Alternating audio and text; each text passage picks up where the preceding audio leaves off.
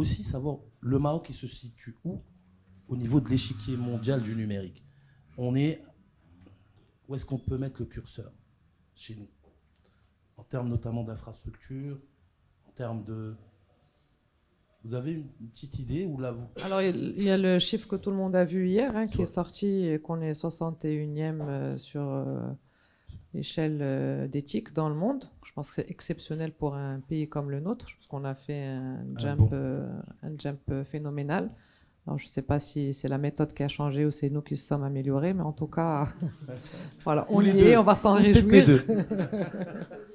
On va s'en réjouir aujourd'hui. Alors, on a des avancées majeures en termes d'inclusion sur le mobile. Depuis plusieurs années, on dépasse les 125, 130%, je crois, de taux d'adoption du mobile. Par contre, sur le fixe, on a quand même encore un retard. On est sur des 17-18% pour la DSL et des 8% pour la fibre.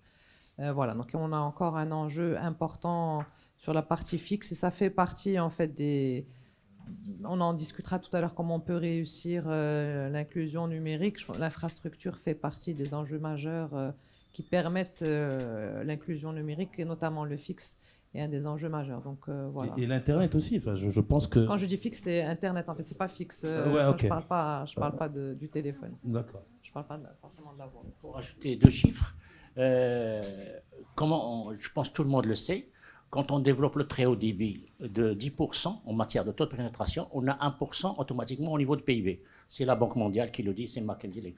Donc il y a une corrélation. Mais aujourd'hui, c'est vrai, on a 81% de smartphones dans le pays, on est à 54% de taux de pénétration du mobile et à 38%, presque à 99% en ce qui concerne l'Internet, data, mobile et fixe.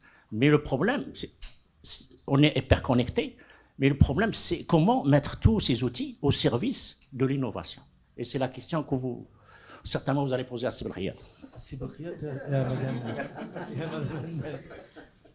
Merci beaucoup. Si je peux rajouter, en effet, l'enjeu est vraiment de taille.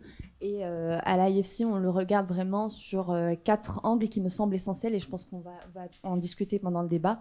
Il y a d'abord l'entrepreneuriat digital, toute cette question autour de l'innovation. Il y a l'infrastructure digitale, vous l'avez très bien couvert. Il y a le capital humain.